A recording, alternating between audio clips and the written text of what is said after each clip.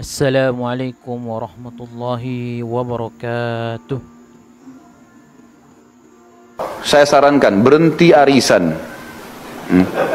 Loh ya betul. Arisan itu membuka pintu hutang. Nah, sekarang begini rasionalnya.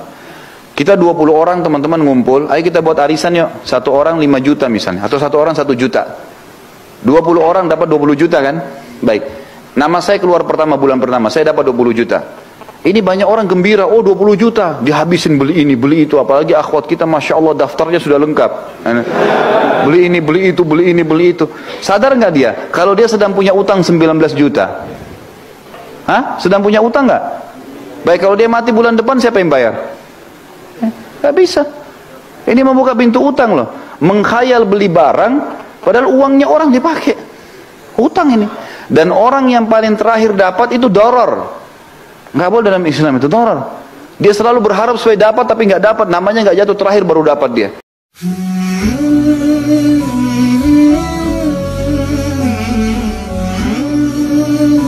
Mana hukum uang meja di arisan dan 5% di tabungan? Apakah itu riba, Buya? Jika riba, apakah kita yang ikut arisan atau tabungan tersebut mendapat dosanya, Buya? Mohon pencerahannya. Terima kasih, Buya. Assalamualaikum warahmatullahi wabarakatuh. Assalamualaikum. Arisan ada dua, arisan yang benar dan tidak benar. Arisan yang benar adalah arisan yang dibangun dalam irama tolong menolong. Kami, Anda, dia, dan yang lainnya 10 orang membuat satu arisan. 12 orang deh, biar tahunan deh. 11 orang deh, yang satu nolnya tadi. Oke. Dalam irama apa? Tolong menolong gitu. Yang nol itu si A. Yang ke-12 deh, atau nomor 1. Dia memang nggak keluar duit dia, karena dia koordinatornya. Maka kita ngumpulin nanti yang diundi nomor 1, nomor 8, nomor 9, nomor ini. Maka sah ini dalam irama tolong menolong.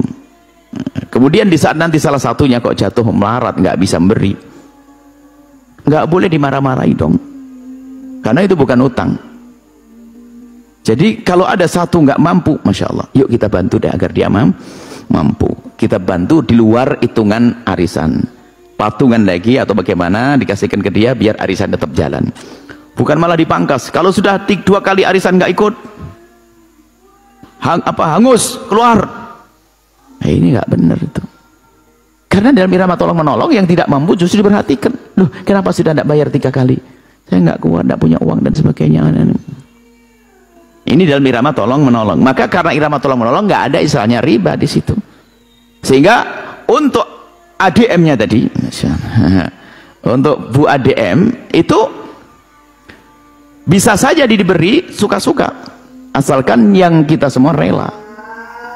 Karena kita rela diberikan seolah-olah kita bersedekah kepada administrasi tadi.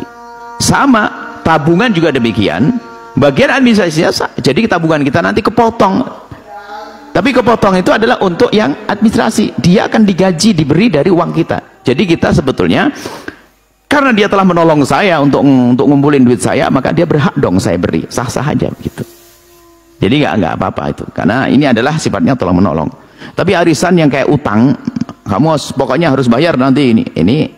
Maka yang dikembalikan, yang apa? Cara mengembalikannya harus persis karena sifatnya seperti ngutang.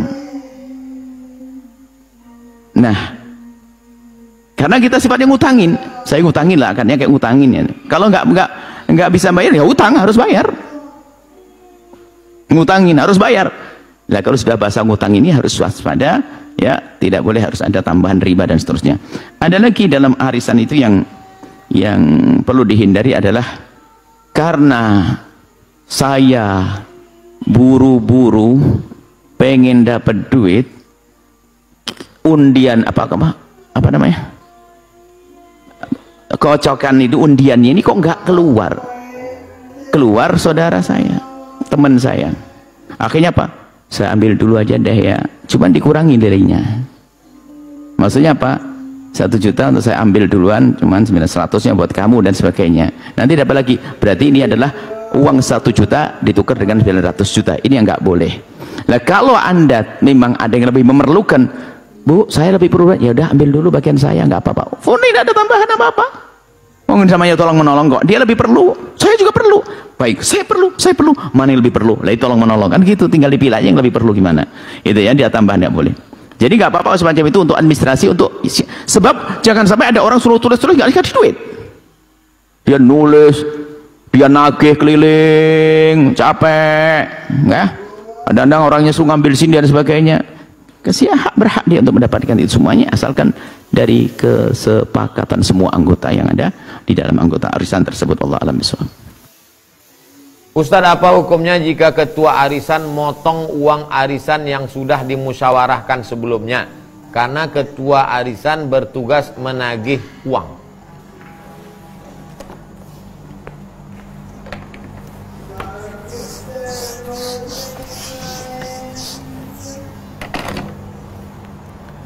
Arisan Ibu A, B, C, D, E, F, G, H, I.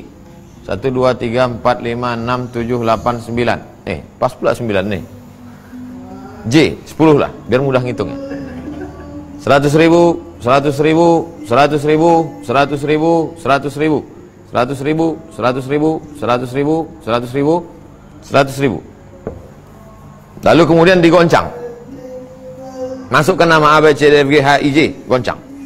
Ini yang ikut arisan ini mesti ikut tes jantung dulu. Kalau tidak nanti takutnya tak keluar kumat, jantung mati. Waktu digoncang, keluarlah huruf D. Keluar huruf D. Maka D mendapat 1 juta. Padahal D baru keluar 100.000. Apa akad 900.000 itu? Apa akad 900.000 itu? Hutang. Maka sesungguhnya si D sedang berhutang 100, 100, 100, 100, 100, 100, 100. Hanya saja hutang ini waktunya dibayar kapan? Idza tadayantum bidainin ila ajalim musamma. Waktunya sudah ditentukan. Berapa lama? 10 bulan. Kenapa 10 bulan? Karena diputar setiap sebulan sekali. Jadi sebetulnya akadnya akad utang. Boleh kita berutang Pak Ustadz? Boleh, tapi jangan ada bunga di situ. Ngutangnya 1 juta, ya bayarnya 1 juta. Kepada 10 orang, kepada 9 orang, ya 900, 100. Nggak masalah, sama-sama izin, antaradin, tidak ada riba di dalam. Tapi kemudian ada satu orang, ketua, istri Pak RT,